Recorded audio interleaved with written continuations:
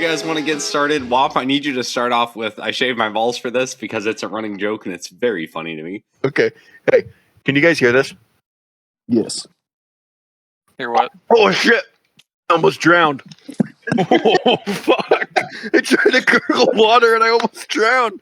Bob Fuck sucks me. his own dick. Oh, Confirmed. that would have been rough. Oh my god. Speaking of rough, you know what's not rough? My balls, because I shaved them for this. Nice. Roll right into it. Welcome back to the Clone Incorrect podcast. Clone Incorrect Classroom, I reckon. Episode 2, maybe. Half and half. We'll see. Considering it. With me tonight, we have 7.7. Ethan Doors is our fucking producer, editor, money launderer, helps us with everything. He's going to be here. He might be talking, might not. He's a mysterious little bastard. We have Harambe's big return with us as well. We also have Tactical Norwegian, a.k.a. Wes. Wes, I'll let you introduce yourself in a second. And also we have Zack the Great. Gentlemen, thank you for joining us. I'll let you guys introduce yourself. This Clone and Correct classroom is going to be kind of like long range, a little bit of shit talking. Those that don't know, this is we record ahead of time. So today, not to date an episode or anything and make Ethan look like or whatever, make us look lazy. It is what it is.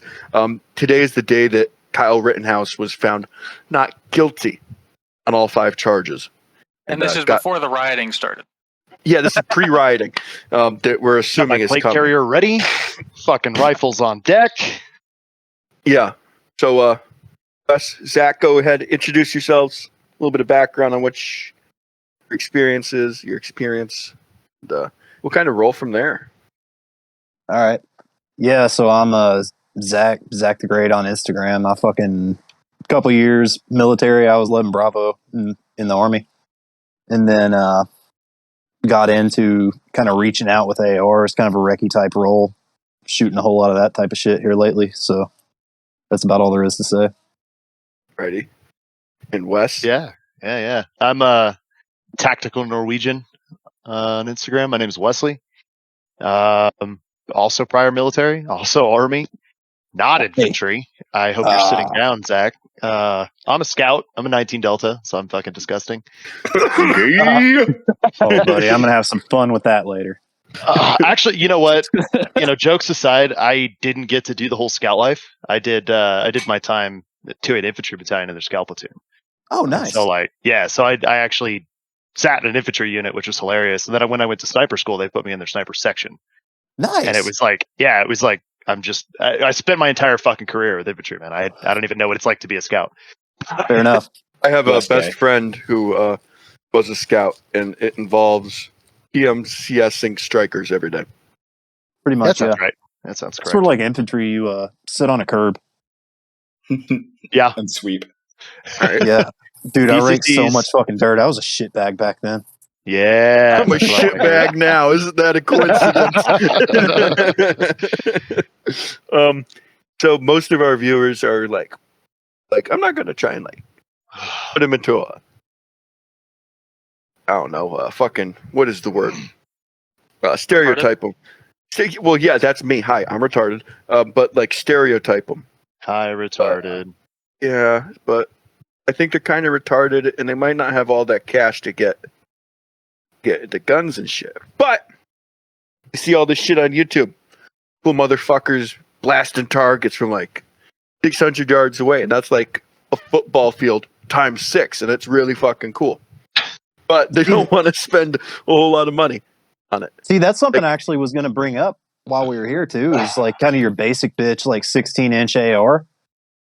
That's really underrated for how capable it is, just to be honest. All right, yeah. Dude, So we have 100% agree. 2 different mindsets, 2 different people here. Say I'm giving you, what did you guys say? 1,500? Yeah. 1,500 to $2,000, glass and scope. What would you guys get? Shit. I'm staring at my gun right now, and it's I don't know, 1,600, 1,700 out the box. Just done. Yeah. What'd you guys get? I mean, right now I'm working on this 16-inch recce that I've been kind of piecing together, and it's got a Vortex Razor up top and then a Criterion 16-inch barrel. I've got a power razor, if you don't mind me asking. Just the Gen 2 1-6. It's the nice. what is it, VMR 2, I think, the mill reticle. Good choice. Thank you. Yeah, mine's a little simpler than that. Even I've got a fucking unbranded Anderson receiver set, an old Midwest handguard I had, and then an 18-inch ballistic advantage. Dude, those BA barrels fucking hammer though. I'll tell you what, man. 77 grain SMKs, federal loadings will give me pretty consistent 3/4 MOA groups. Which I don't doubt it for a second. Yeah, and then on top of that, I got a PRI 3-hole riser, some Badger rings, and a fucking loophole Mark III 3-9. Hell yeah, Mil dot reticles. It will kill. But I mean, up here in Colorado, man, I mean, I've already run this gun with 77 SMKs out to $1,000. Question: Have you shot TMKs yet? No, I haven't been able to track down any components to get someone to reload them for me, and fucking finding it boxed is even more possible.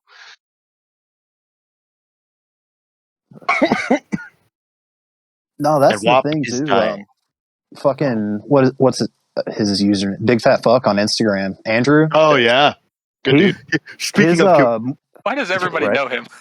Right, dude. Everyone knows our fucking corporate sponsor. Right. But yeah, I forget he's a sponsor for this too. But in any case, like his Mark 12 Mod 1 before he switched to the 15-1 recce, he was running a BA barrel in it and just fucking drilling holes and everything, man. Yeah. Honestly, like I have only run BAs for the last 3 years now, and they've never disappointed me. And my girlfriend's got and this isn't saying much, but she's got like a Palmetto State upper, just a 16-inch, and she's got an old school Viper. Was it 1-4 on there? Yeah. And I mean, the gun's solid. She uses it for 3-gun and shit. But I mean, at best, some MagTech 55s gives her like 2 2.25 groups at 100. Yeah. But I'm running a fucking SIG MSR red dot with no magnifier, a 14.5 BA barrel, same ammo, and getting like 1.5 inches. Yeah. So. She gets all mad at me too. She's like, "You're a sniper. It's easier for you." And I was like, first of all, like, get the fuck out of here with that. Like, well, actually, something that people don't know is Wes is the tallest human being on Earth. So he stands up in the clouds. So he just shoots down on stuff. It just makes it easier. Yeah, everything I do is just high angle. Yeah, it's just low atmosphere, high angle shooting, plunging fire mostly. Nice. And, you're like a mortarman. Actually, the shortest. So yes, it's all uphill, dude. Maybe someday we'll shoot at each other and meet in the middle. You know. So like, what you're saying is, if someone's like wanting to get into long range and they have an AR sitting there, just nice fucking set of glass away from being able to do it. Dude, I don't even think a nice set of glass is even a requirement. Look, I teach like an intro level long distance class, and dude, you'd be surprised how many people show up to my class with like a fucking like a Weaver 3-9 from like the 60s and shit, like literally tensionless turrets and just fine crosshairs. And these dudes are banging out to like 800 and shit. And it's like, you really like, I really wish people understood that. Like, yeah, the good equipment's nice. I've got a Razor Gen 2, what is it, 3.5 to 18?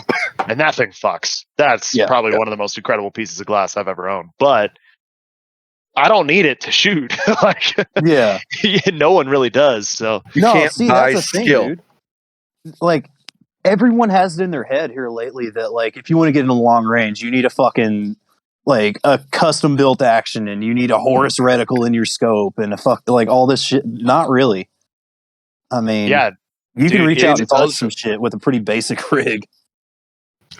And honestly, basic long distance knowledge. I see that a lot. People show up to my class and I'll be like, all right, so here's, we're going to compensate for distance. Don't dial for wind because that's fucking stupid.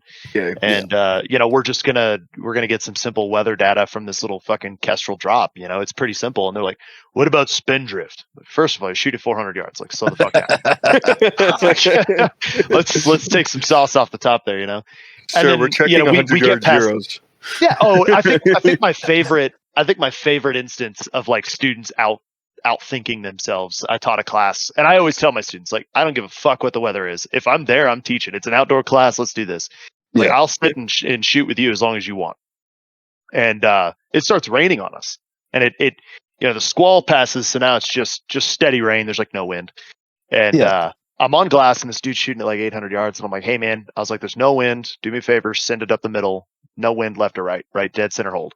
He's like, how can you tell what the wind is doing? It's like the raindrops are coming straight down. Like he was like, what? He's like, what happens if my bullet hits a raindrop? And I was like, first of all, that raindrop is a fucking memory. Okay. Like that's nothing that raindrop's going to be able to do against your bullet, He's like, are you sure? And I was like, yeah, no, I don't know. Maybe you should go ahead and hold a mil high. Just listen to me, dude. Fucking, what's the humidity? It's 100%. Just fucking shoot. Like, God's crying because you're retarded. Let's go. That reminds me. If you've never seen it, I put it in general. If you guys have never seen it, listening, just look up Polar Tactical Sniper. It's the guy from Polar Tactical. I think his name's Ziga. He has his it's pretty comedic. He gets his rifle out, dials the turrets, gets his bipod set up, gets his rear sandbag, gets the rangefinder out, gets his everything out, measures his penis with a ruler, measures something else with a ruler, and then shoots a piece of paper about 8 feet away. Yeah. And I think you see it a lot going out to not even public ranges, but paid ranges. People will just go way overboard and then just punch paper at 50 yards. And it's like, dude, what are you doing? Yeah. My favorite thing was breaking out a Kestrel and a Labrador and all that. And I'm like, sweet, so we're doing some low development. And he breaks out a box of fucking Federal Fusion to sight in his fucking scope, right? His fucking hunting rifle. And I was like, whoa, easy there, bud. What the fuck are we doing? Slow your fucking roll there, Chris Kyle. Man, I don't feel so good. All this PTSD's got me fucked up. Can I borrow your truck? I'm going to Whataburger. The worst part about that day was I'm sitting there with my stepbrother who's fucking 11. He's shooting an AR and he's smoking it. And I'm like, how the fuck are you doing this? He's like, it's just like Fortnite. And I about started my Glock that night. I was like, this isn't okay. These fucking little shits. But he's not wrong is the funny part. Yeah. I wish I could shoot in the third person. That'd be way cooler. Oh, see, that's another thing too, is people want to sit here and make even long range in any of it really, run a handgun fast. People want to sit there and be like, it's so difficult and you have to do. No, the fuck it's not.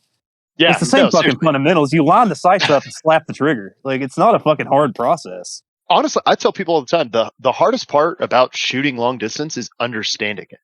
Yeah. All you're doing when you're down there in the prone, right, feeling like fucking Vasily Zaitsev himself is you're just all you're doing is just prepping the gun, right? The gun's always right, and then you just do your basic shit. It's no more difficult than zeroing your AR on the flat range to go do dweeb shit for Instagram. It's the same fucking process. And I see this a lot in guys that run bolt action rifles. Yeah. So get out there and they get so excited to shoot. And they'll be like, oh, and they immediately rip that bolt. Dude, they rip that motherfucker so hard. And of course, your shell casing bangs off the fucking receiver. It goes back into the thing backwards. And then they're sitting there trying to jam. They got a classic reverse fucking brass double feed thing. And they're sitting there just hammering this round at her. I'm like, stop. Why? It's not a fucking nail, dude. Chill. And he's like, oh, just excited. I'm like, you're literally shooting the most boring fucking thing. Just chill, dude. Yeah, light a cigar. Something hang with out. A 308 at 100 yards. Congratulations. You're fucking Remington 730 with.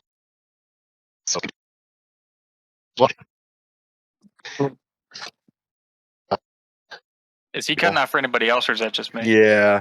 Yeah, I lagged out a little. Wes, you lagged up for a sec. Wait.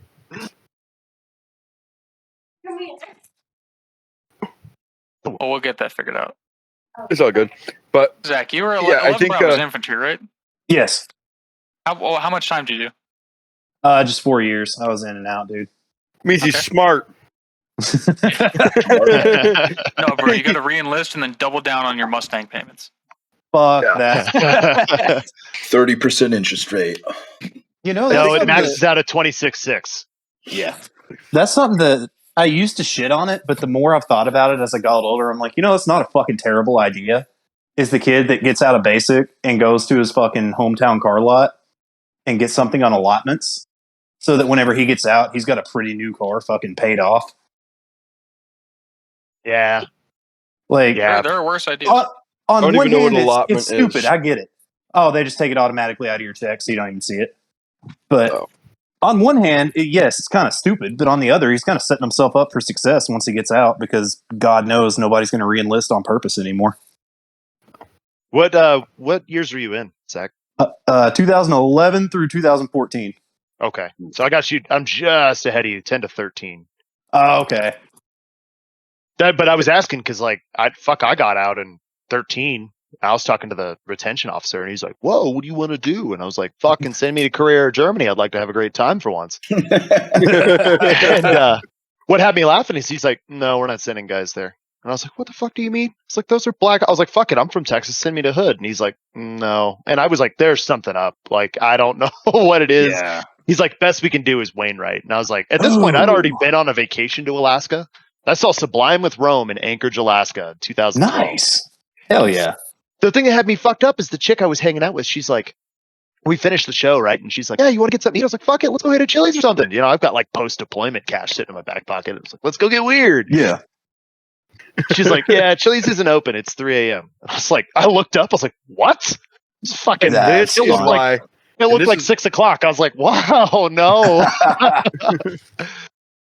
So you want to go like shoot a caribou? Fuck, we almost hit a moose on our way to Fairbanks. Good God. You mean a horse with antlers? Those things fucking terrify me. No, I mean a school bus. They're bigger than a horse. Like, let's just put it this way: if we hit it and her little fucking Subaru, that bitch would have fallen over and landed on the trunk. Like, what a ballsy young man going with someone that drives a Subaru. You like to live life first dangerously. of all, it's Alaska. Oh yeah, 100%, dude. If she didn't got blue hair and fucking daddy issues, I ain't about it. No, he's got a point. Culture. He's out of line, but he's right. These are old codes, but they check out.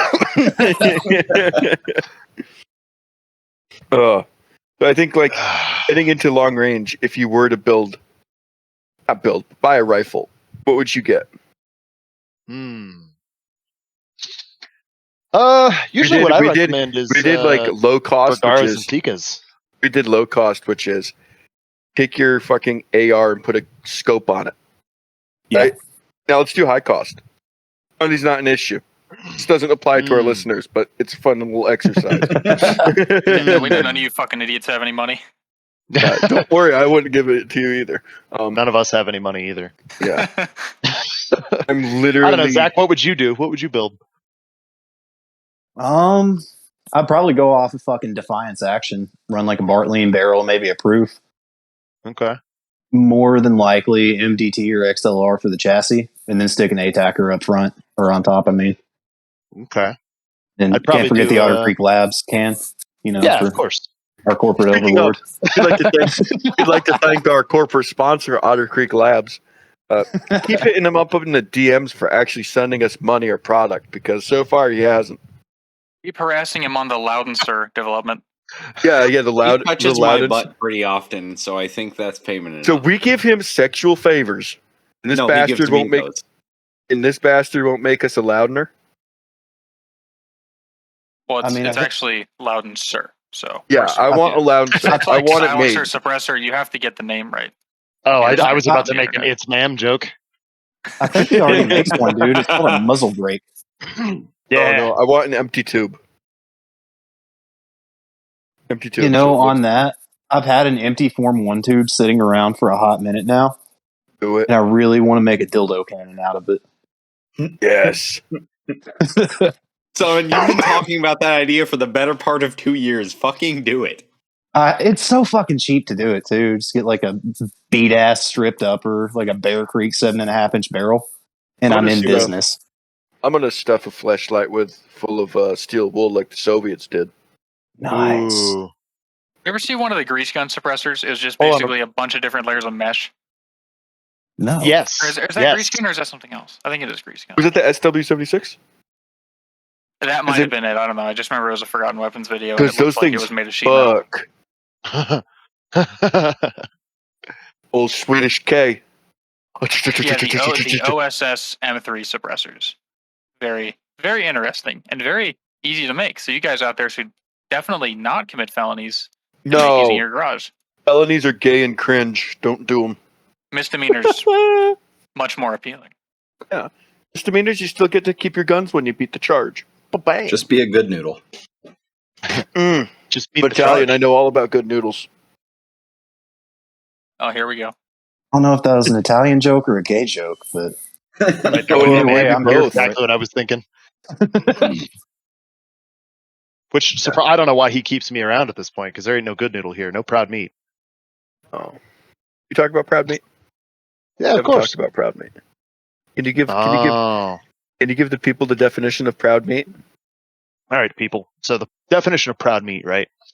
You take your best, right? Your A game.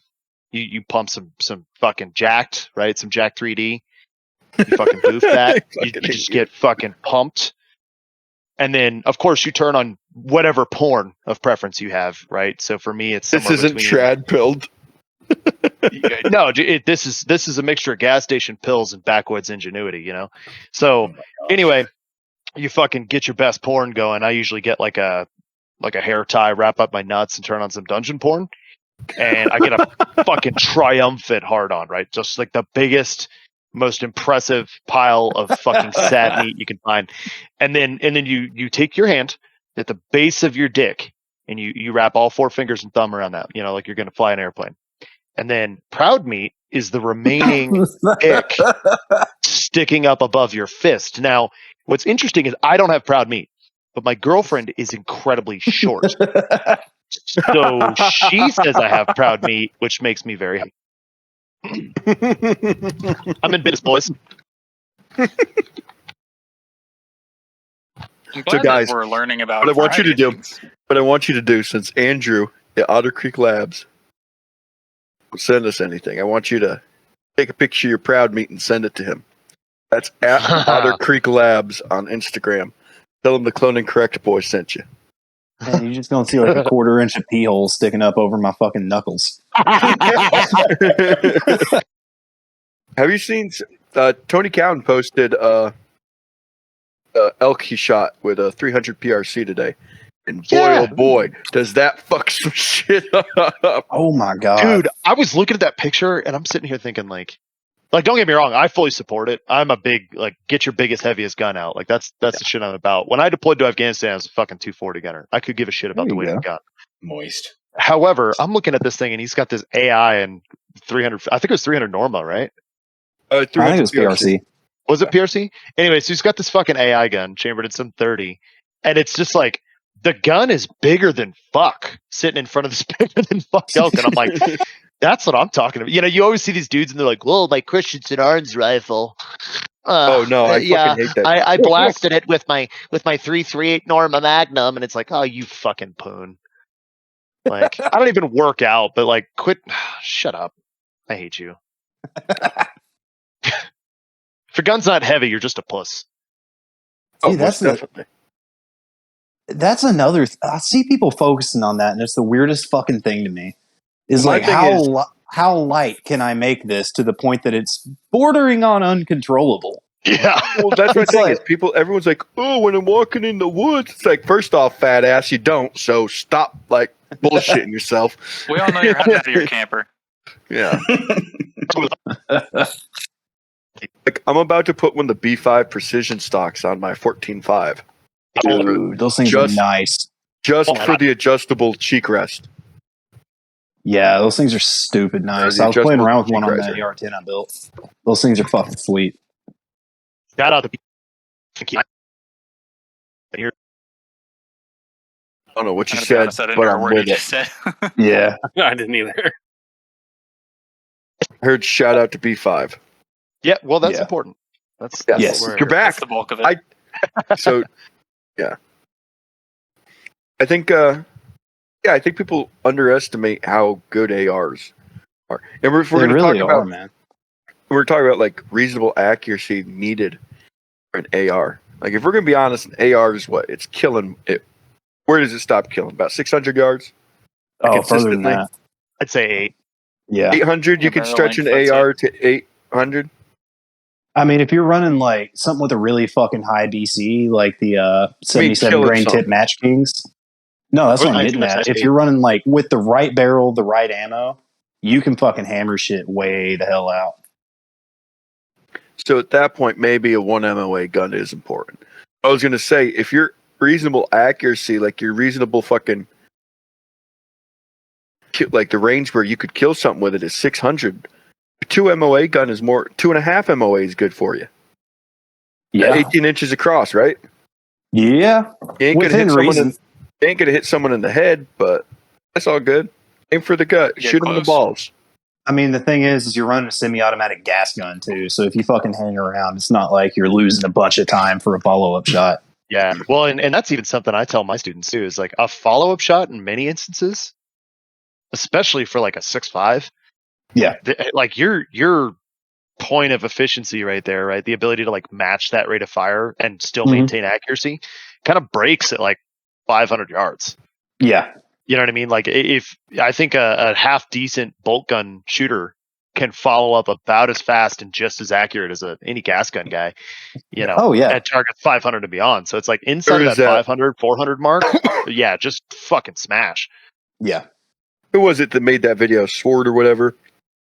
Or those 3 consecutive shots with a suppressed 308 and it is pew pew pew, and then you hear it go ting ting ting off the steel.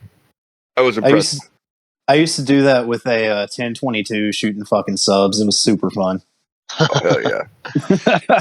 My favorite thing is I shot a 10 millimeter and we had the Suntour back, and you could see the bullet fly. Oh. Yeah, it was sick as shit. And it looks like it looks like an airsoft BB, and then it hits the fucking brake rotor you're aiming at, and you know what else does that? Brake rotor. Shit. Yeah, dude. Bag dump into trash. The other thing that gives you that effect is if you shoot with a weapon light. Yeah. Because the subtle strobing, you can just watch the projectile. Yeah, what are you doing? You're not even aiming. I'm walking it in, you bastard. Fuck off. What's fun is if you go to the USPSA matches and there's the old guys with the 1911s, but they're shooting those fucking red federal dog dick rounds. And it's like I really like those. Paintball gun at the target too. The forbidden paintball gun. I kind of like shooting Syntech. Ain't horrible. They suppress really well. Really? Like really, really well well, it's like 150 grain 9mm and shit like that, like 158. So that'd be why. But yeah, I think. Are you guys like? There's 2 thoughts. You like a brake or suppressor on a precision gun? Depends on what I'm doing. Honestly, fucking around on the range. Let's be honest. No one's going to be. Suppressor all day. Suppressor. Yeah. Or now anytime competition. I'm like fucking around. Even competition stuff like that, still a suppressor. It's whenever you're getting into running and gunning, and I'm trying to cut as much length off of that rig as I can, that a brake really kind of comes in and shines. My thing is, why am I going to have a suppressor on my gun to save my ears? The next 20 fucking dudes over here have fucking 8-port brakes trying to blow out the next county over's fucking eardrums, you know? Yeah. See, suppressors are kind of in there with night vision too, in the category of they're really fun as long as you're not the only one with them. Yeah. I don't have any enough rich friends where it's worth it to get night vision. Yeah, I won some in a raffle, and like one other guy I know has some. So it's like, well, fuck. What brand of night vision? It's a Wes left. I think we lost Wes. Yeah. God damn it. I'm sure he'll be back. We can talk about anime till then. Something we know all of our followers love. Ooh. Anime titties. Anime titties. Oh my word! Can I get everyone to whisper anime titties on the count of 3, please? Ethan left. One of our guests left. I'm in control. No, I'm here. I heard it. Oh fuck! I don't approve of it, but I heard it. Fuck. Can we all do anime titties on the count of 3? Ethan's a virgin. Yeah, that checks out. On the count of 3, can we do anime titties? 1, 2, 3. Anime titties. Hey, look here. Look here. Why? Why would Because you we say can say that? it. Because I said anime titties. You're gonna make them bleep it, and then no one's gonna hear it. Why would you do that? I said anime titties. Who said Prove the me bad wrong. word? I didn't hear said any bad faggot. word. Not a bad word. Someone said faggot, and you might as well say Anime at that titties. point. Oh, God damn it! You can say Oh, faggot, not man, nigger. we got the ball rolling. You can't say He's trying fabbit because Instagram will straight up yeet your account temporarily. Can we say Anime titties. No, As long as you No, misspell it. why would you say that? Hit. Ethan's like all of this section right fucking here needs to get edited. I Who just think. asked me? Okay, listen. Instead of a beep this time, I'm just gonna put anime titties over whatever the word was, Yes, and then please. the audience will think we've only said anime titties and freaked out about it. anime Oh, titties. Who just did that? Silence in the room. Man, Whoever so- just said that, say that again. Anime titties. There's your soundbite, Ethan. All right. So anyway, I think Man, this we can talk about it here. this censorship shit that Ethan's doing, it's gonna be like, man, so Rittenhouse, he was found innocent, and all the anime titties started rioting and got really mad.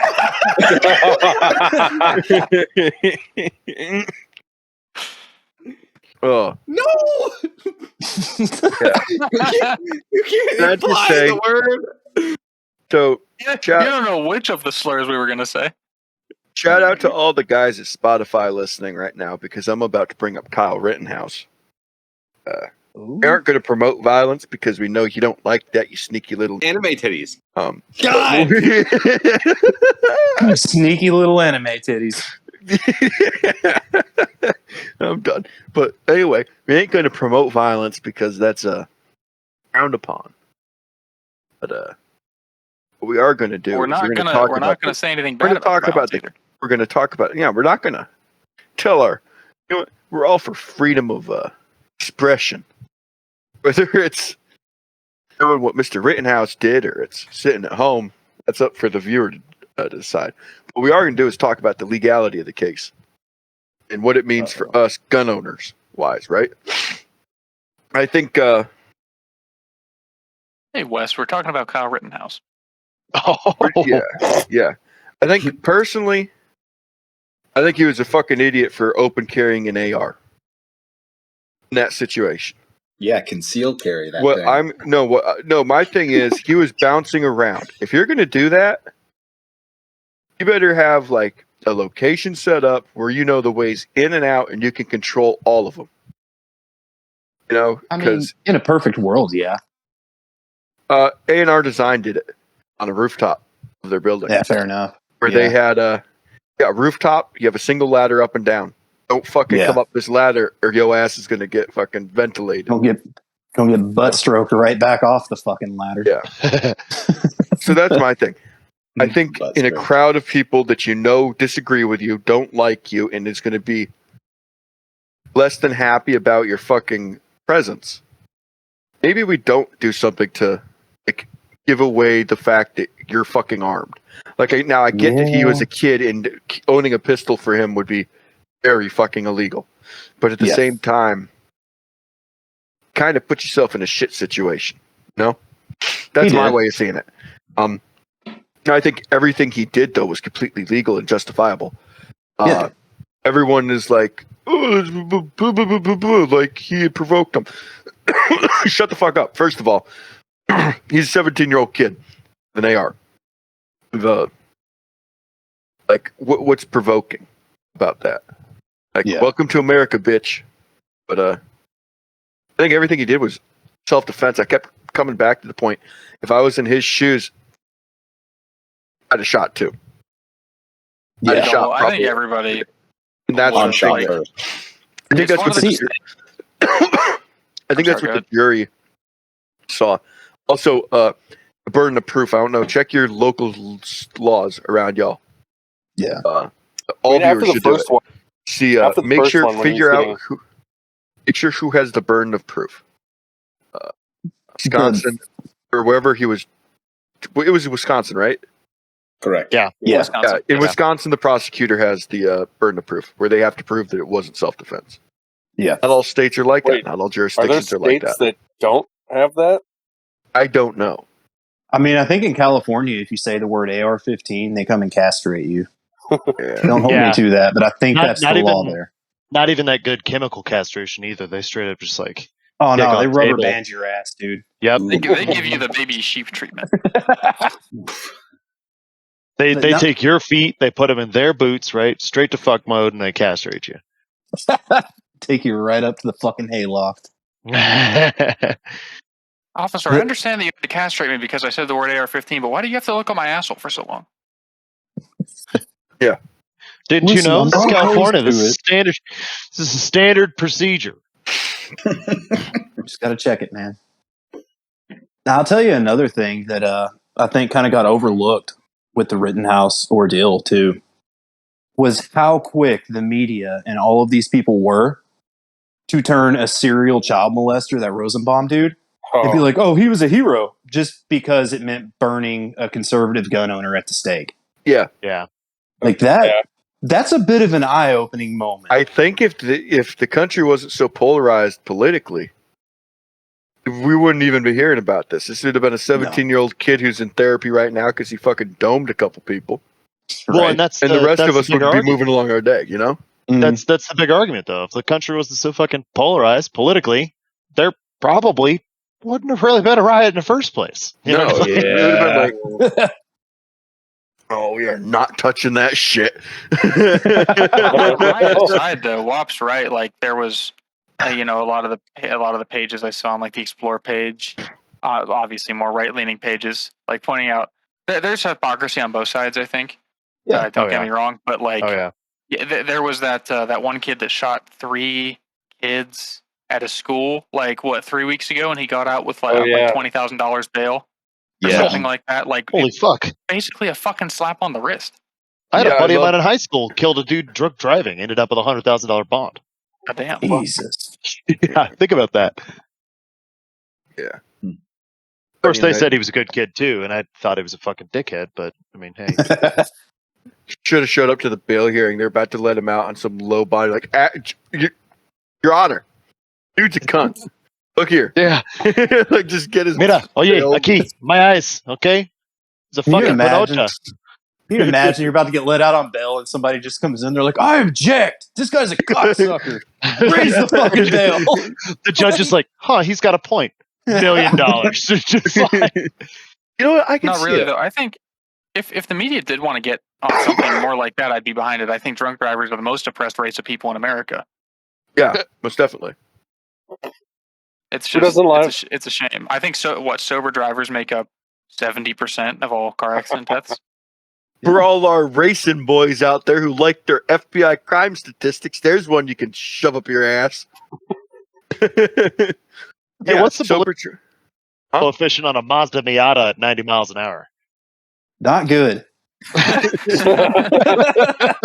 No, they're talking about putting the blow and goes in all vehicles now. Oh fuck! I heard about that. Yeah, within like 10 years or something. Yeah, they're putting. See, that's fascism. Yeah, that's fascism. This is Hey, where we if draw I the want to line. go on a in the sand. booze cruise, that's my business. It is my constitutional right to booze cruise.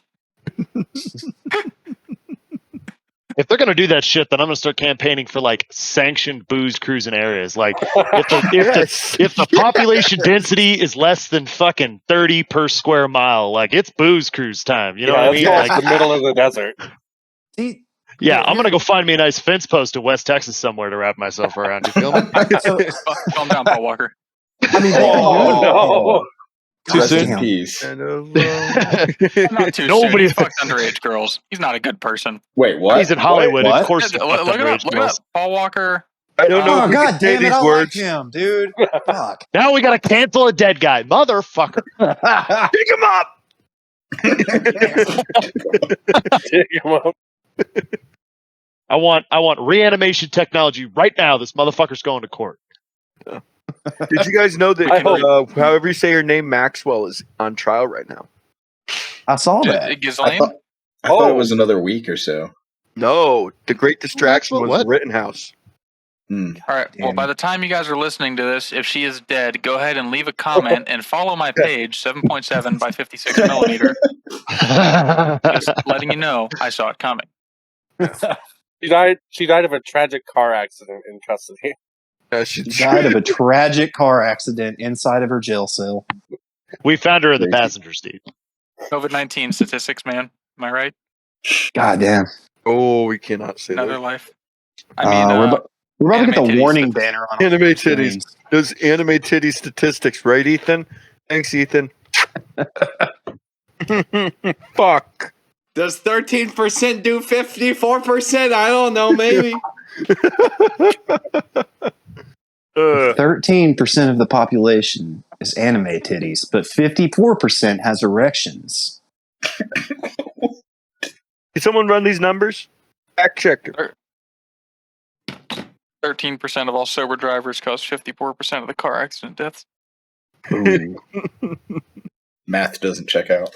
If you said that confident enough, I would probably believe it. I believe it. I'm with it. Remember, everybody, don't fact check this. Just take our word for it. We fact checked it for you. We fact checked it ahead of time. I got to dip out. Damn. God damn it, Wop. Yeah, I have. Got to go. He has community service in the morning. Yeah, something like that. Gentlemen, it was great talking to you. Zach, Yes, awesome sir. to meet you, man. Wes, Right on, dude. I'll tuck you in later tonight. Okay. Nice. See you guys later. Bye. Oh boy. Hey, so I guess I'm the host now because I just took it. Do you guys want to tell us ridiculous or funny or otherwise retarded military stories? Ooh, I've got a good one. Ooh, I know I'm you ready for do. this. I'm excited. You've told me. I know. I think I know which one you're gonna tell. So go on. Okay, so we had this dude, and I ain't gonna say his name on here, but he was fucking retarded, right? Anime titties. Yes. He was anime You're not titties. doxing anybody in the military by calling them retarded, so don't worry about it. Yeah, you so doxed the entire U.S. military. Right. So in any case, he's like that guy within the the dude that's just always fucking dicked up. Nobody really know what to do with him. So finally, we're like, dude, just paint the fucking curb in the parking lot. Like, get out of my hair, you know. And so he paints the curb, and it's like this dicked up mess. And he comes up to us, and he's like, "I'm done." And he's got like fucking paint all over himself. And we're like, "Okay, just wash the fucking paint off and just go away for a while. We're trying to get rid of you." And so I watch this kid go over to his truck, and he pours gasoline all over himself, which works to get paint off, you know. But it's what he did next was he reaches into his pocket and grabs a cigarette. And I swear to God, I was ready to try to put him out with a fucking crowbar. Like, God. Have you ever seen that video on Live Leak of that woman? I think she's trying to wash her car by oh my God. She's at the gas pump. She's pouring gasoline all over this brand new Honda or whatever it is. Brand new car. Covered in gasoline. The video cuts off before the car turns on. I'm assuming she didn't catch on fire or anything like that, unfortunately. It would have been a good way to cleanse the gene pool, as they say. You know, as only ever good people in history have said. Yeah, very interesting. Some people I don't think they understand what gasoline does whenever it gets hit with one spark or anything. Well, that actually wasn't a video. Man. It wasn't a TikTok. That was one of the opening scenes to Zoolander. Let me see if I can find it. You know, this is kind of off topic. I used to love browsing LiveLeak for some terrible things. Yeah. LiveLeak fucking sucks now. There's no good shit on it anymore. They pulled all the gore off of it. Yeah, is there a new website and a LiveLeak too where I can see my fair share of Chinese factory Return of the Gore. See, when I was in, everybody was just on some rotten.com shit. Yeah. See, can confirm. Mm-hmm. No, actually, I had a fucking dude. He was our cook in Afghanistan. We were on a little platoon combat outpost, right? It was like one platoon and a mechanic and a cook. And sometimes we'd get a hot I'd say hot, like a deployment hot, just like a stateside 5 or something. We get like an Air Force dog handler or something, right? Yeah. And so we had this kid, once again, probably not wise to say his name, not that I think I'd be defaming him or anything. Anime titties. But he's our cook. I'm just gonna ignore the anime titties for a second. He's our cook. First of all, he buys this really nice like Alienware gaming laptop, right? And he sets it up on the MKT, the mobile kitchen trailer, and he always uses it to play his like rap and shit. Like I guess he was like a SoundCloud rapper when he wasn't too busy fucking up his meals. Because of course he was. Yeah, so he sets it up and then he like goes in and I guess he takes a nap and then he comes back and his fucking laptop's gone. Well, of course Afghans fucking stole it, probably pawned it for like a goat. You know, we're like, okay, so that shows you how fucking stupid he is. But we find out because everyone in the platoon starts getting sick and we can't figure out why. And the food starts tasting fucking weird. Well, apparently this kid is how many people here have been in the military? Just out of curiosity. I have okay, fair. I think 3 of us. So you know how like when you go out into the field and they fucking when they cook your food, they get that giant fucking pot and they boil the water and they take this bag of frozen food and they just like put it in the boiling water. Yeah. So this fucking retard, right, can't tell the difference between like water cans and JP8 cans. Oh my god.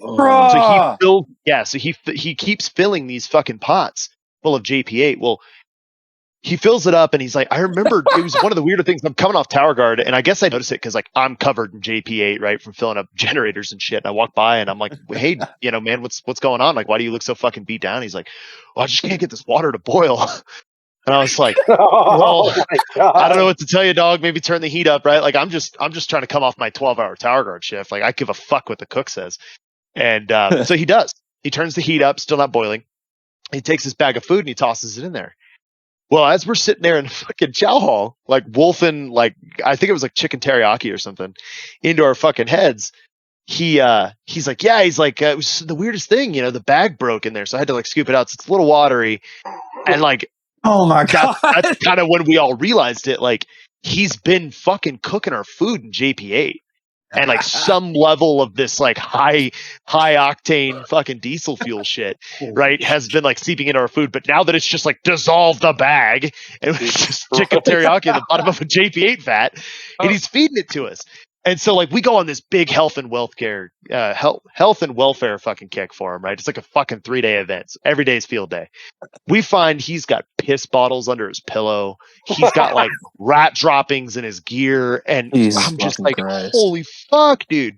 Like, what the fuck? So we kick him the fuck out. Like, this kid's actually more lethal to us than the Taliban could be right now.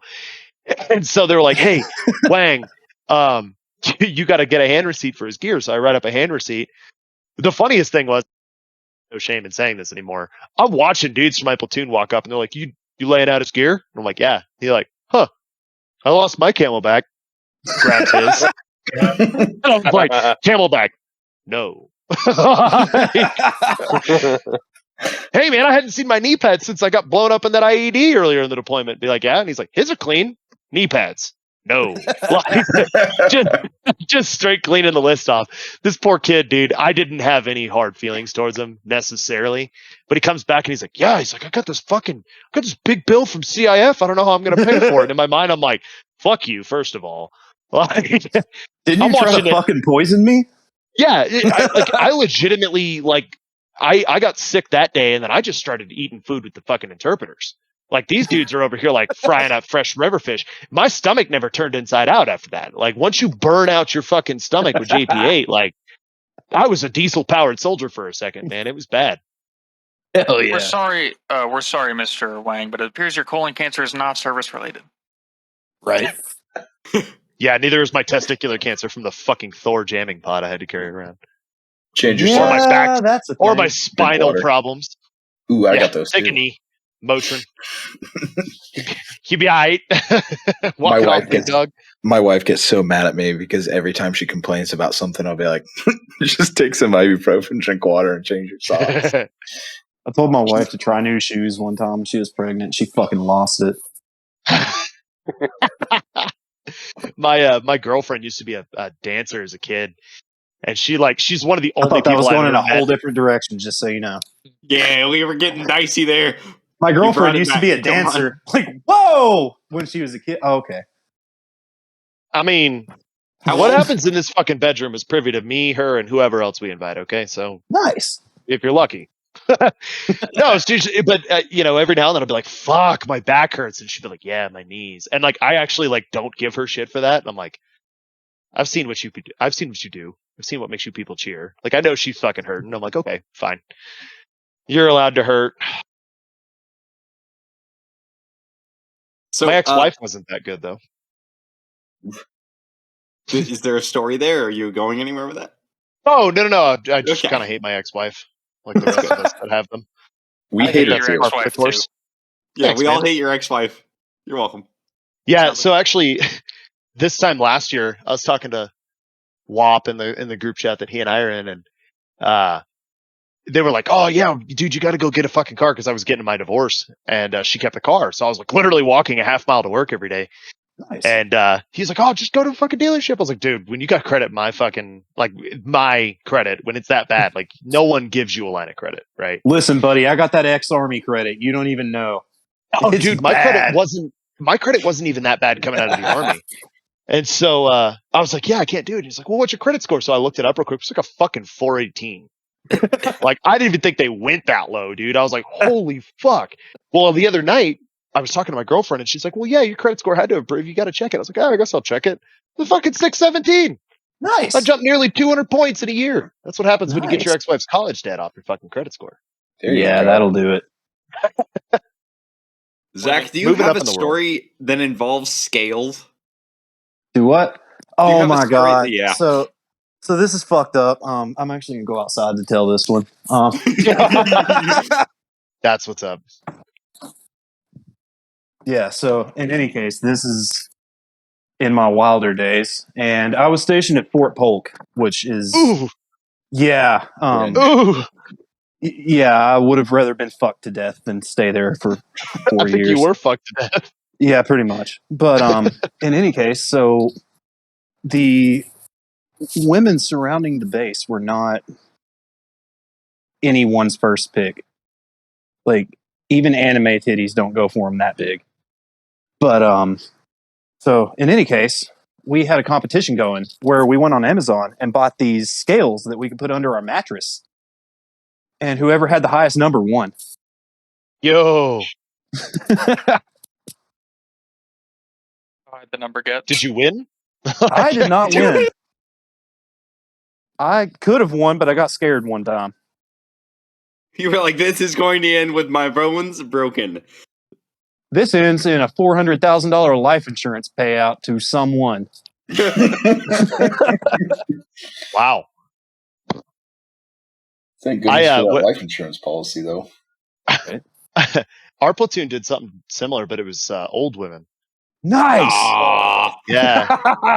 Yeah, you had to. Rafters. Yeah, you had to better and then try to get a picture of her driver's. Well, yeah. Actually, I have a funny story there too. God damn it!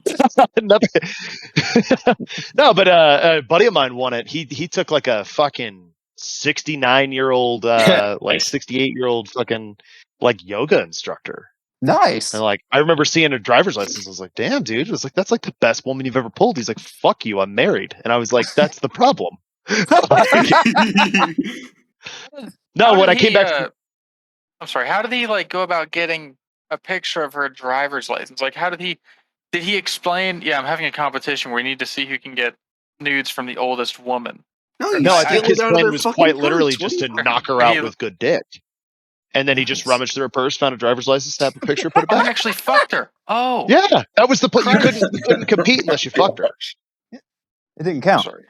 Yeah. Oh my god. That's how the barrack scales were too.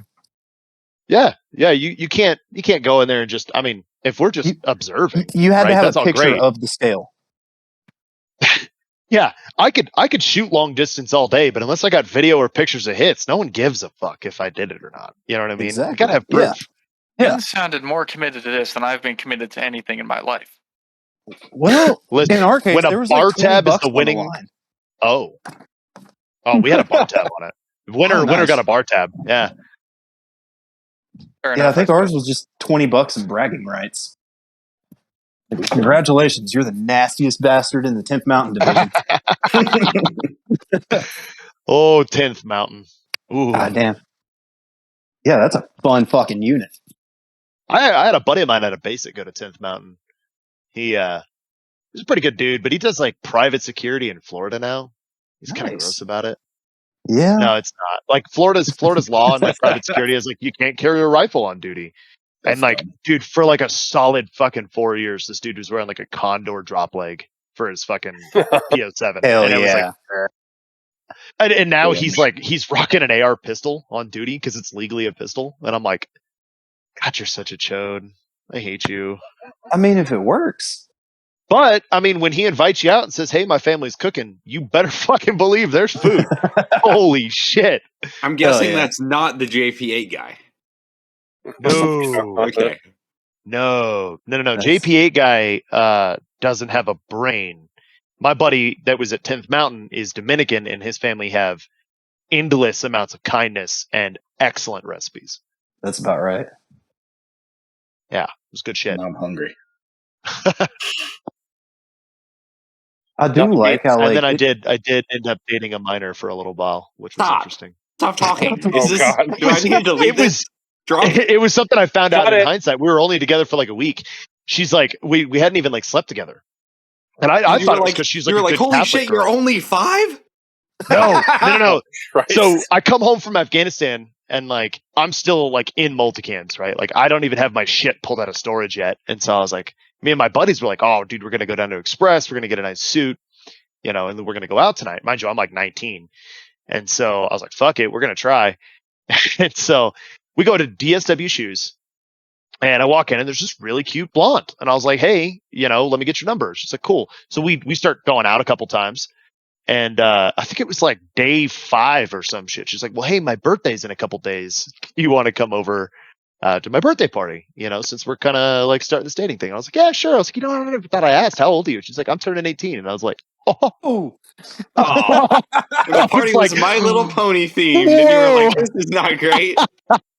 Well, that was the thing. I had to bring a signed copy of my report card to her dad, who was an armor officer on Fort Carson. So things got weird really fast. That one didn't last long. But it was funny, though. She was like, yeah, I turned 18. I was like, you didn't see a fucking problem with this? Like, that was a rude awakening. That was the first time dating as a like over 18 adult. And yeah, ever since then I was disgusting. Yeah, I was like, ever since then, I'm like a bouncer at a nightclub. Like, let me see your ID.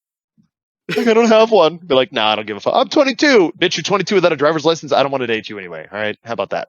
You're basically 16 if you're 22 without a driver's license. Pretty much. Unless you live in like New York or something. I don't see anything wrong with women not having driver's licenses. Actually, that's a benefit for society. Fucking the Middle East now? Why? Because women shouldn't drive? Yes. Yes. Oh Yeah, Only 100%. Asian women. That's boss level shouldn't drive. It was in Afghanistan at one point they were letting women drive again, and like the first chick they stuck in a car, she like slams it into a fucking wall. Oh god, dude. Terrifying. I'm terrified of Afghan drivers. Holy shit. Like men drivers are fucking nightmare fuel. They're the kind of people that are like, oh, right of way? That means I can fit there. And it's like, maybe not. Don't try that. It's like a drunk cokehead here. It's just really fucking scary.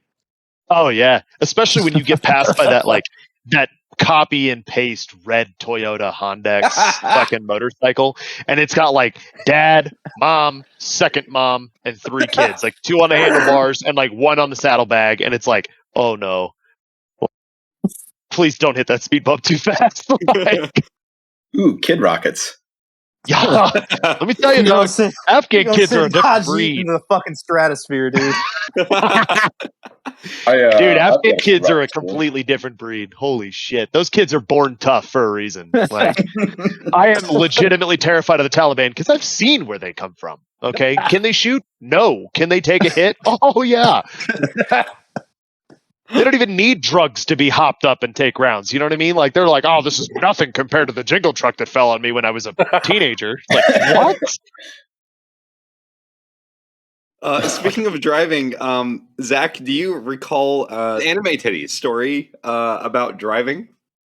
No. Ethan. Oh my fucking god, dude! Yes.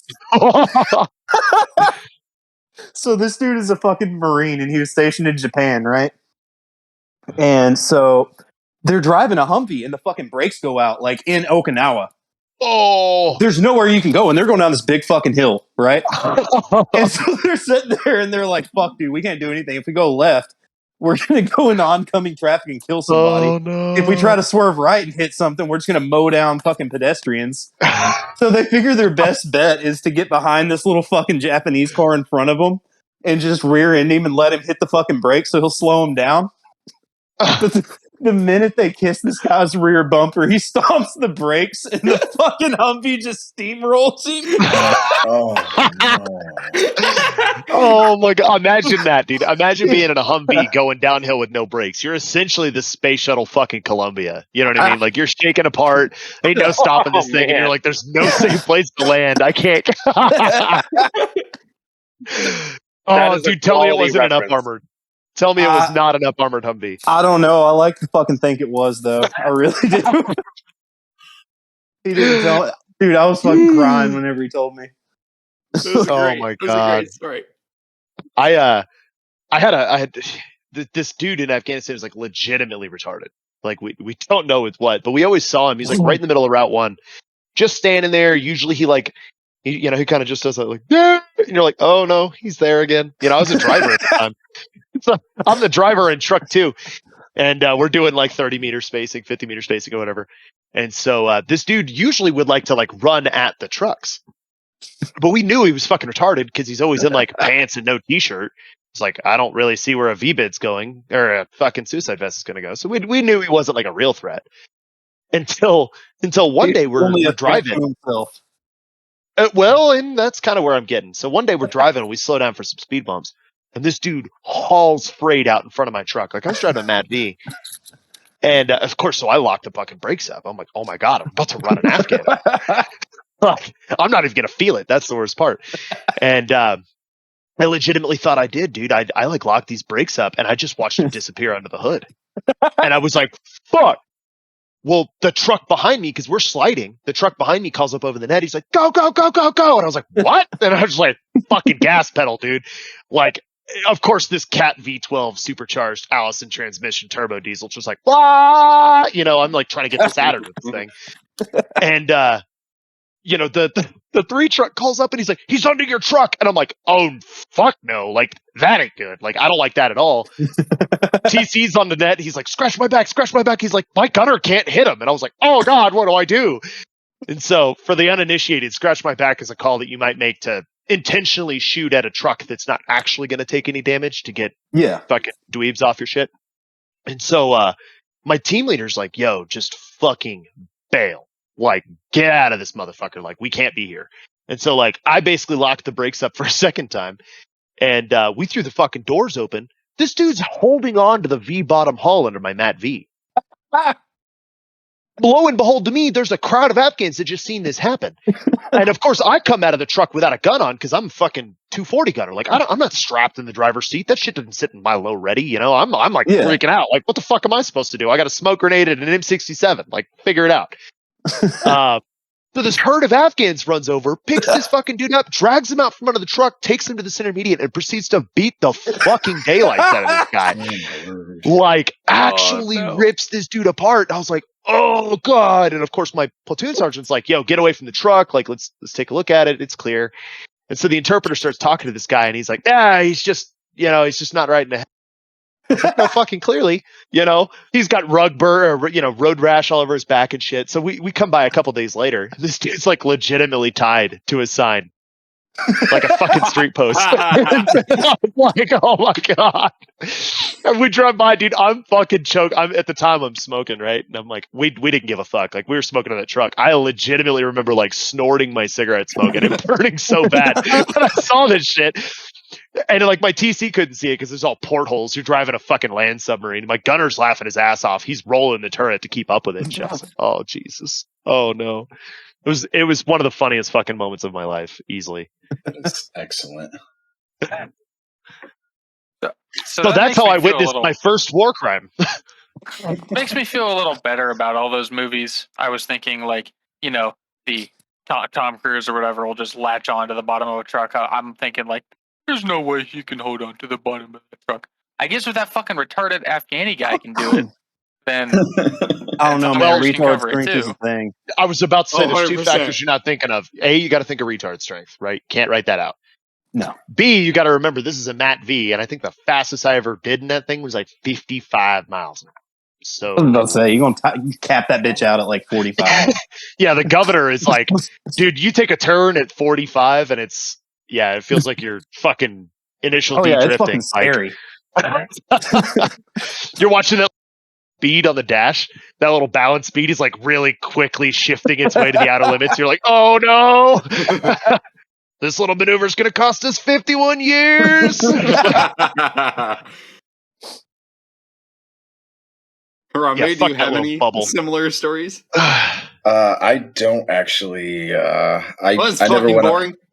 Hey, I've got one. I didn't go on a combat deployment, so I didn't get to do all the cool guy shit. Didn't get to run over any retarded Afghanis. I didn't run him over. All right, this dude did some fucking fast 5, fast 6 shit, and he tried to hijack that shit, dude. So my story is not nearly as cool, but we witnessed a kid rocket attack in a non-combat zone, and if you don't know what that is, it's when the locals, they pile all their family in the car. They don't know what seatbelts are, and they drive really, really fast. And not very well. And if they hit something, they launch a rocket, aka their kid.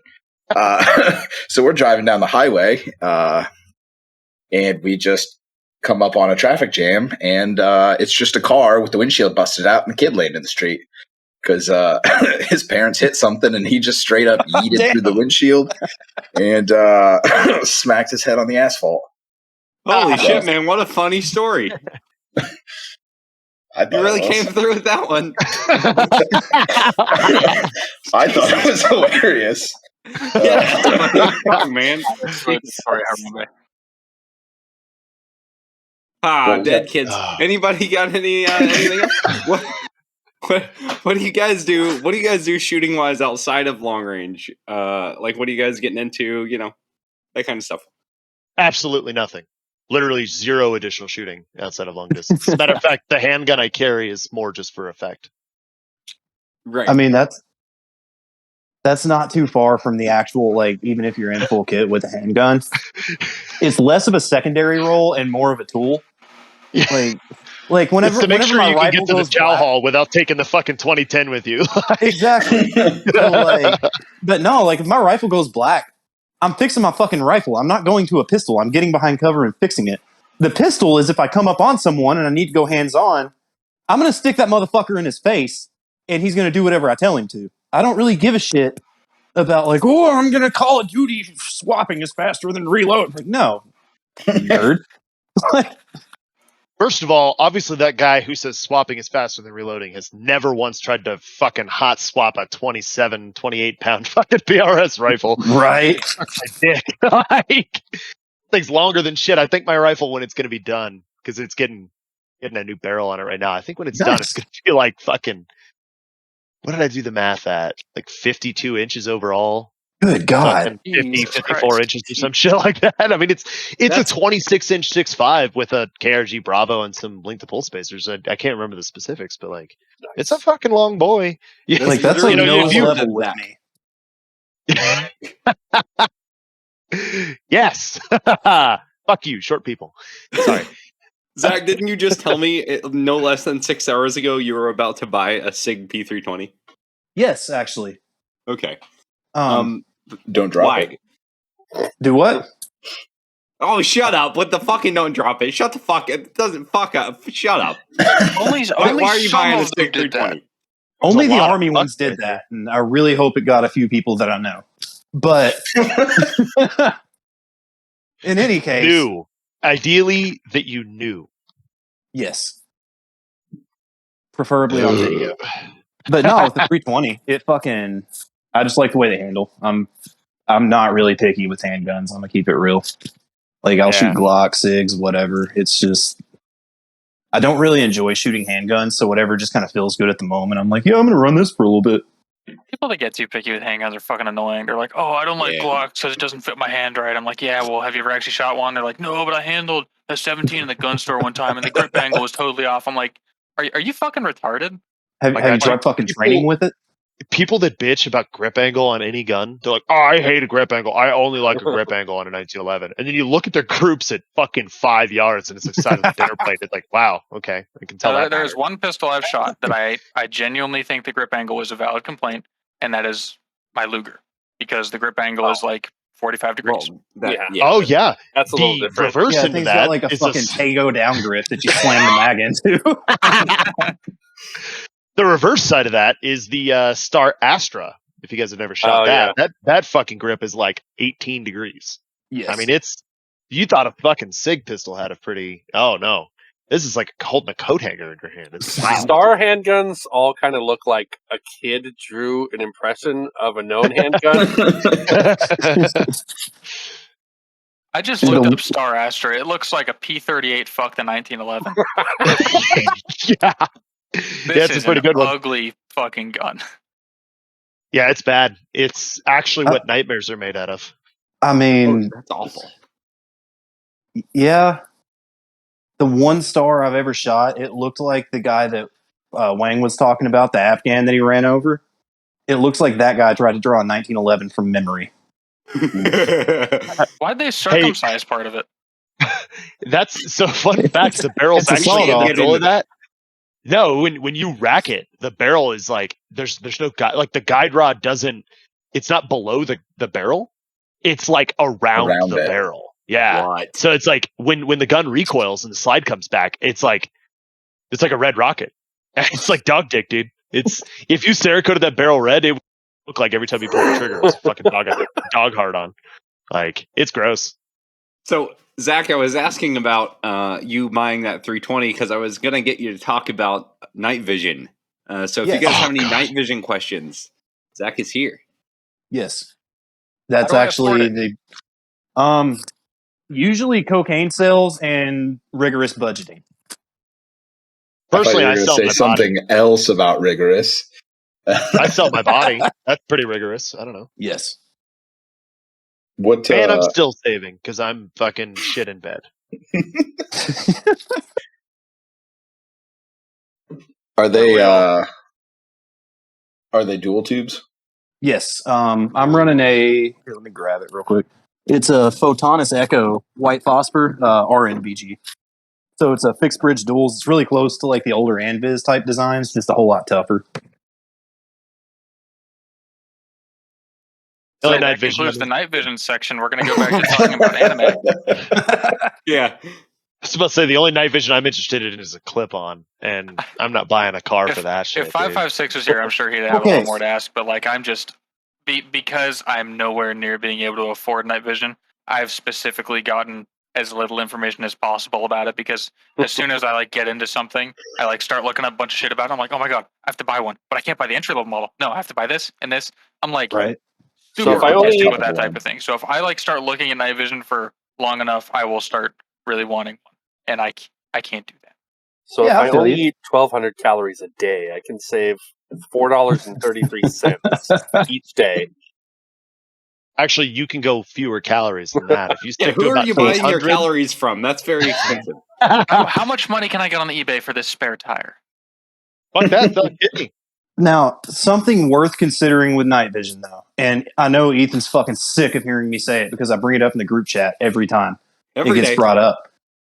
So, with getting into night vision, getting a green tube PVS 14 and just kind of the basic entry-level night vision rig costs about the same as setting up a mid-grade AR, i.e. like a BCM with like a Vortex Viper 1-6 and just kind of a mid-duty grade type rig. Mm-hmm. So it's worth considering, like, if you're going to set up another rifle, you could get into night vision instead. And then set up your current rifle for night vision. I mean, that's You can get a pretty cheap ordeal, really. Yeah, like $500 for a half decent illuminator. Yeah. You know, Holosun makes like I said, a half decent one. You can even go up a little bit and get a D-ball for like 12. Oh, you can get used 1200. D-balls. You can get a used D-ball for like $500-$600, man. Oh yeah, well I'm just talking, brand new. Even if you stick with like the Steiner. It's the I2 it's like about $800. It's like it doesn't have a flood, but it does have a pointer. Yes. So the I2 has a version that has an illuminator and an IR laser. There's just no visible option, which is fine with me because I've never seen anyone actually use a visible laser for anything other than to zero the IR. My unit used to train visible laser for low light because a lot of us didn't have flashlights, believe it or not. I can see that. Yeah. Yeah, we like room clearing, like close quarter stuff. Yeah. You'd run, visible laser in lieu of a Surefire because we were fucking scout platoon that everyone forgot about. So like a lot of us didn't even have white light. So we would just run nods with laser. And generally speaking, when you went into the room, you'd pop your nods up, which sounds really counterintuitive, but it's not as bad as it is for low light scenarios. Yeah. So I don't know. We trained with it. We figured if we had it on the gun, we're gonna practice with it. Yeah, that's fair enough. Speaking of not having lights, do you have any light recommendations for some of our listeners? This is a topic we don't really talk about every single episode. If you're just talking like white light, yes, for a rifle, the cloud defensive rain is really hard to beat. Yes, you're talking 1,400 lumens, something like 65,000 candela, which is a fucking ton, and a really tight hotspot. I know a lot of YouTube videos are going to go on and on about that, but like for a rifle specifically, like mind you, I've run a 14.5 with a fucking a Streamlight. Is this Streamlight HLX? It's like 1,000 lumen, fucking $100 those are not light. bad. No, they're not. Those are actually pretty good. I can tell you, I've engaged steel targets, to 150 yards with this, and nothing but a red dot. Yeah. And the cloud defensive rain is nice because it gives you Surefire mounting, right? So you've got scout light mounting pattern, which means you get a ton of options, and cloud defensive has a ton of options on deck too. Yes. Yeah. It comes with Picatinny out of the box. So if you can't afford a cloud defensive light, dig out that one stupid fucking M-Lock Picatinny section that's been floating to the bottom of your parts bin for a million years, They come with the tube can be rebuilt from either end, so you can actually access almost everything from both sides, which is nice for your mounting options, but it also gives you the option for rechargeable 18650s, which are clutch. And it comes with a pressure pad in the box. Yes. Which is highly underrated. It's not the world's greatest pressure pad, I'll admit, but like having to spend an additional $70 to $80 to get a Surefire rig that's as effective and debatably less effective. Yeah. It's just, oh dude, it's fucking clean. Like honestly, the cloud defensive rains are some of the best. And even their micro model, the short range. Those too. Yeah, it's 1,500 lumen, or excuse me, 1,300 lumens and less candela, but it's on par with a Surefire, and it's just shorter runtime. Yeah. So instead of getting a less dim light, you get one that doesn't last as long, which personally I would fucking spring for any day of the week. So, I mean, this segment of the podcast was brought to you by Cloud Defensive. Right. in all seriousness, though. No, one thing I'm really hyped for actually is their pistol light. That thing looks fucking cool. Oh my god, yes. Yeah. And if you're on a serious fucking budget, consider Streamlight, because $180 for an HLX for a total package.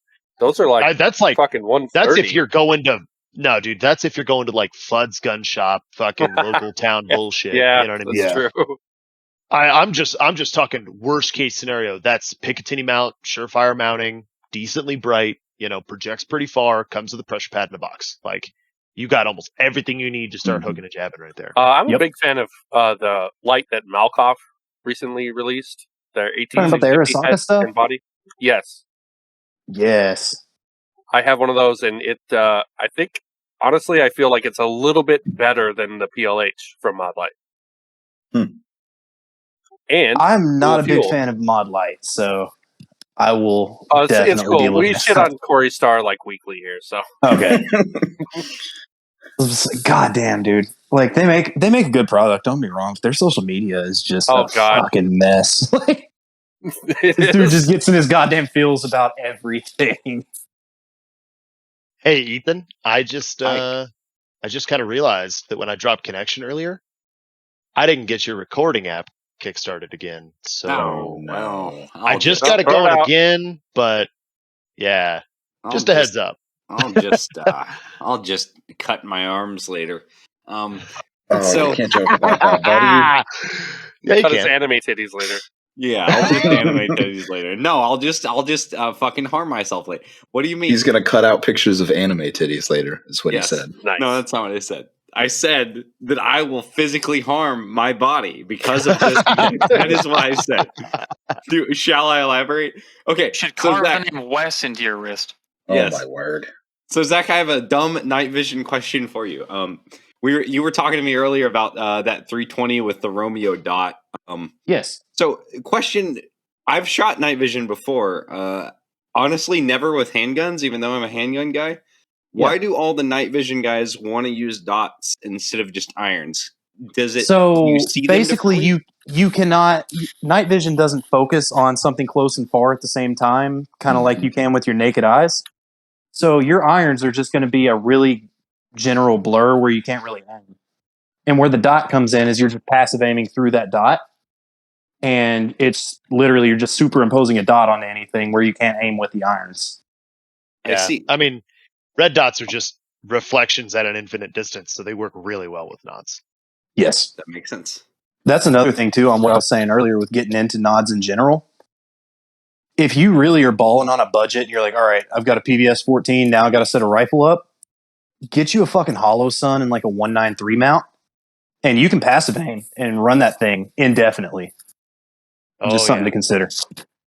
And I mean, later on, add a Surefire Vampire in. Like whenever I was running my 11.5-inch HRT clone, I wasn't even running a laser. I was just passive aiming through a T2, and I had a Surefire Vampire for illumination.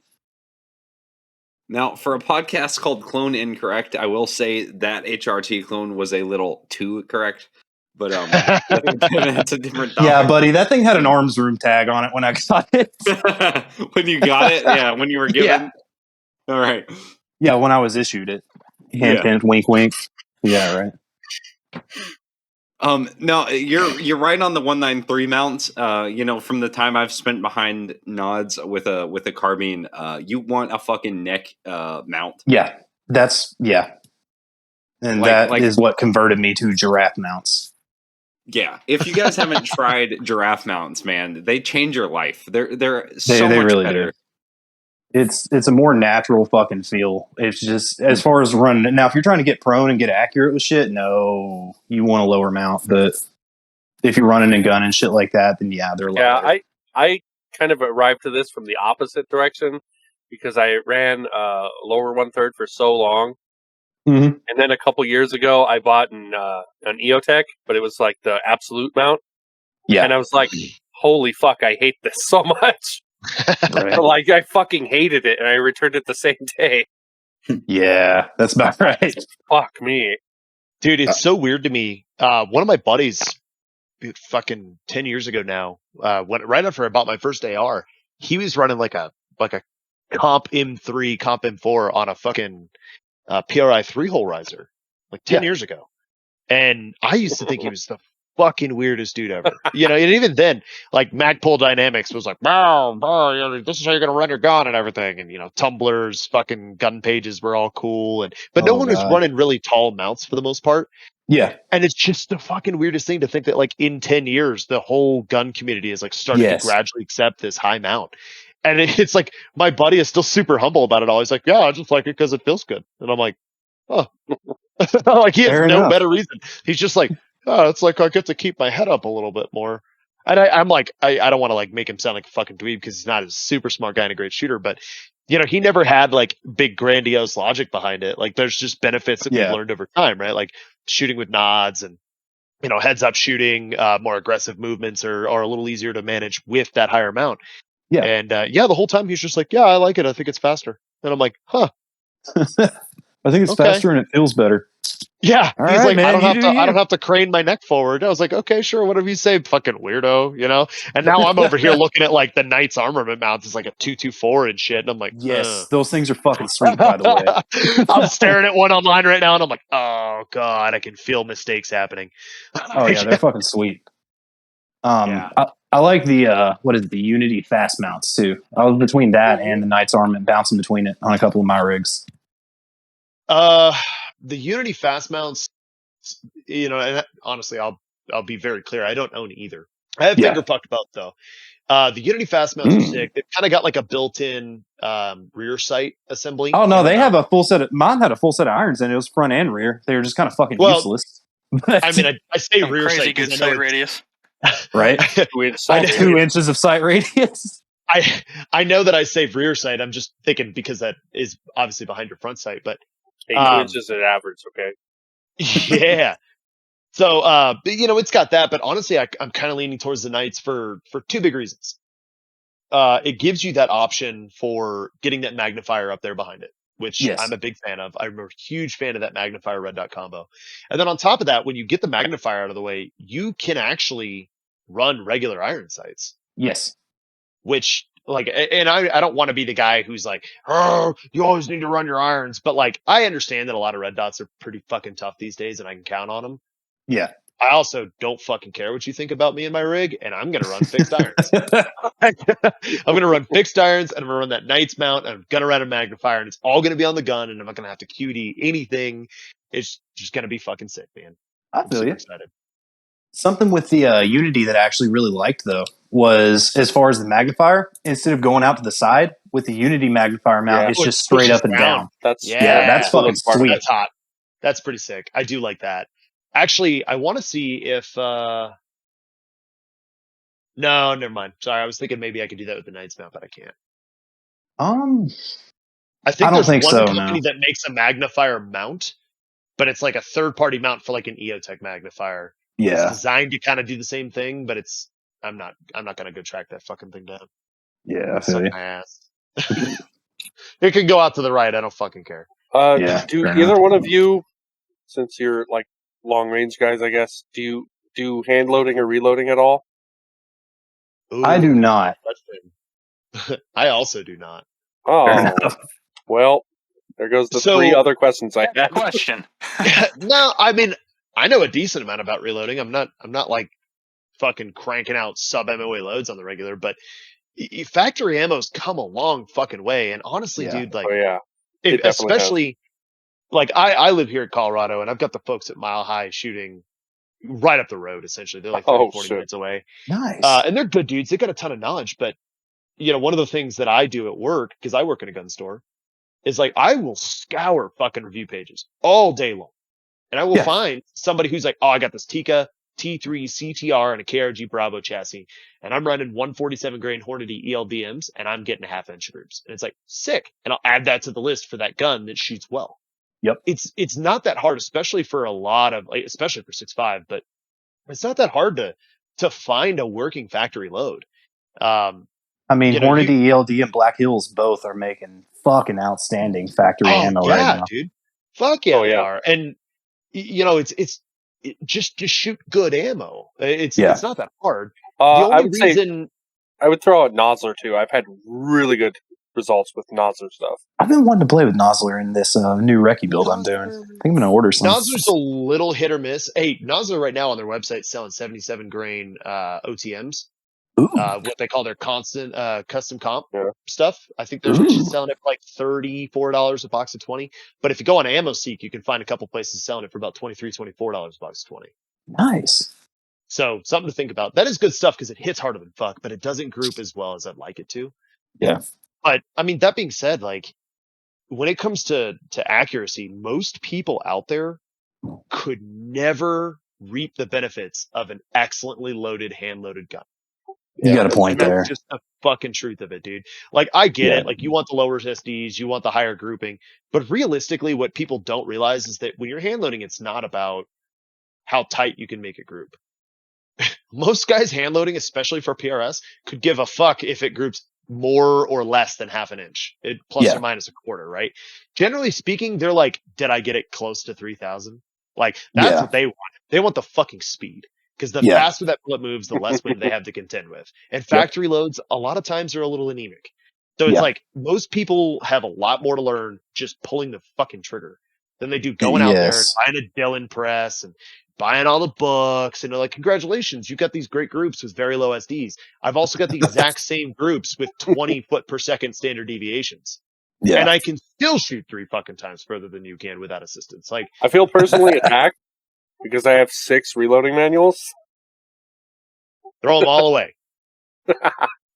Yeah, throw them all away. Fucking internet. Burn them. Yes. Yeah. I use that too a lot. You guys read books? Yeah. The nerds. So I'm not a fucking reloader, but I don't understand the concept of people buying books on reloading whenever all of these fucking awesome loads are all over the internet. They're not all. Like, I've seen so many good loads on Pornhub, it's not even funny. Oh, nice. God. That's the real Black Hills right there. You know what I mean? Son of a bitch. That's an excellent group of 5. Before we wrap, I actually had a few quick questions about I don't know a lot about long range. The longest I've ever shot was 400 yards with a red dot one time, just because I did it one time. So I have no experience with it. For someone just getting into it, would you recommend that they they're not looking to spend a lot of money? They're trying to see if they like long range. Do you think they should go with a 308 or a 6.5? Because how I understand it, 6.5 is better, 308 is cheaper, and also decent. Or is You'll there a learn third more thing? about it with a 308. Yeah, I would say. I mean, it just forces you to be better with wind calls and shit than the 6.5 does. Yeah, seriously. I mean, 308's coming across the finish line with a way bigger arc, right? That parabolic arc that everyone's always worried about, dealing with. So, I mean, when it comes to skills like range estimation, right? How well did you laser range your target?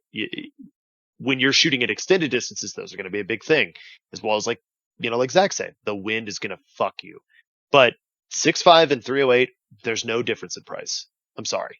There's just not. And I'm not talking about what people are selling it for. I'm talking retailer MSRP and minimal accepted price from distributors. They're the same fucking price. Yeah. The projectiles are nearly identically weighted. The same fucking case, just slightly neck down. Generally the same powder 6.5 charge. has become a standard cartridge, more or less. Yeah, it's very much a standard cartridge. If your goal going into long distance shooting, and this is what I tell a lot of my students, if you're breaking into it and you already shoot 308, shoot 308. Zach said, you're going to learn a lot more. I came up on 308, and I'm happy about it. I'm also switching to 6.5, and there's some logic there. Here in Colorado, I can run 168s out to $1,000. Yeah. And I can do it pretty consistently, but I cannot do that at sea level. So 308 has some teething issues you have to learn. Yeah. 6.5 is just going to fucking bang out of the box all day. I think 20-inch 308 SPS Tactical Remington with 168 grain Federal Gold Medal match, I think was giving me 13.2 mil holds at 1,000. 26-inch 6.5 Creed 147 grain ELDMs has given me 8.9. So it is a considerably shooter flatting round. Shooting round. There we go. The shooter flatting. But I mean, if your goal going into long distance shooting is I want to shoot at a mile, do yourself a favor, buy the 6.5. Yeah. You're going to be shooting the quote unquote 308 style ballistics when you get to a mile. So you're going to have to learn it there. But at least now you're not looking at 2 guns, right? You're not looking at the expensive glass and all the expensive ammo for 2 separate guns. But if you're just 1,000's my cap, maybe you run 308. It doubles as a decent hunting ground in almost every state. No matter what anyone says, you can still hunt elk with fucking 6.5. You just got to not be a poon and hit correctly. Yeah. I mean, both are very common. Both are very inexpensive, lower recoiling considerably. And there's a lot out there that supports both. Just choose the one you want. If your goal is to shoot out to $1,000 and you're not interested in shooting further, you can pick either one. But if you are considering that ELR lifestyle, open up the 6.5. Biggest thing for somebody getting into long range too is get whatever rig is fucking available, set it up, and start getting some trigger time.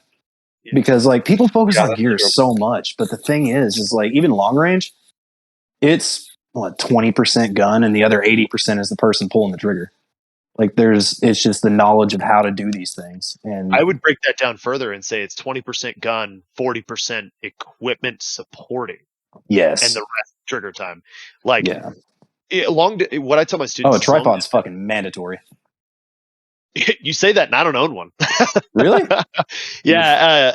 I legitimately, I'll go out and I'll bang 700 off a fucking VTech barrier. I practice other things. Like, I don't have the money for a tripod yet. So it's on the list. Trust me. This divorce fucked me hard, but I tell people all the time, like, if you've got a $2,000 budget, you can go and you can buy let's see, I hate to say this, but you could honestly buy a Thompson centered compass 6.5 Creed, right? Buy a Bell and Carlson stock to go with it, and at that point you're deep like $700. Get a fucking Vortex Strike Eagle 5-25. Toss that bitch on there. You're another $600 deeper, and then go get a Kestrel's drop. Buy a decent ballistic calculator. Don't go and get Hornady Fordop or some bullshit. Like, I encourage you, I implore you, even go buy the long range shooting fundamental handbook from fucking what's his face, the Ranger Dweeb. Good book, by the way. Fucking Ranger Dweeb. Great review. Go get shooter ballistic calculator on the App Store. It's a $10 app. There is no free paid version. It's just paid, but it is the most in-depth app you're gonna get that is not a Kestrel. Yeah. You start learning how to operate all that side equipment, and dude, you're going to be so much more effective. I can take students out on a 4-hour private, run them across my lab radar, get their ballistics, throw them through the Kestrel drop, get the atmospherics, pump it into shooter, and then immediately take them down to the long range area, load them up on 1,000 rounds, and be making hits in 5 rounds at a gun they've never fucking shot before. It is not that hard. Like, you spend $1,100 on a gun, and let your remaining $400 just be supporting equipment. Go get a $100 chronograph, a Kestrel drop, and a ballistic calculator, and holy shit, you're fucking with your pants down. Like, you're already ahead of the game than most people that have already spent $3,000. Oh yeah. Like, it's that supporting equipment. Long range shooting is controlling all of the uncontrollable. Yeah. Right. You should know your density altitude, or if you're going to be that weirdo, your pressure and your altitude and your humidity. You should know all those things because those are factors you need to account for. Once they've been accounted for, you're just getting more accurate results on the ballistic calculator. Your effective accurate range has been extended at that point. Yes. Easy peasy. Hey, Harambe, did you have something? Oh, I just wanted to ask back on the night vision subject. In my experience, when you're prone shooting with night vision, it's the most annoying thing in the world. Do you have any like suggestions or tips? I know a lot of people put weights on the back of their freaking helmets. I've never used one. Do they help? Do you have any experience with something like that? Yeah. So, like with the RNVG right now, most of the time I don't even run a helmet. I'm running a fucking Cry nightcap, just like a skull crusher. Yeah. That's what I'm talking about. And with that, I've got a Wilcox mount that I can adjust the cant up and down on the angle of my night vision. So if I'm going to be prone for a minute, I can just adjust that cant a little bit, and I'm looking through it like normal. I'll tell you what, man. I didn't have a Wilcox mount. I didn't have a fucking skull crusher. I had an God, I wish I had a fucking Wilcox when I was in. Oh my God. I had a standard J-arm, and I'll tell you right now, dude, I hate telling people this because it hurts my soul. But you get in the prone with night vision, just assume that dirt nasty fucking 1962 era Marine Corps prone shooting position, that figure 4. Yeah. The moment you like reduce that weird angle between like your head trying to look 90 degrees counter to your body, and you like roll it out a little bit, dude, it's so much more comfortable. Even just that alone. Big help. And that's if you don't want to spend any money at all. Yeah.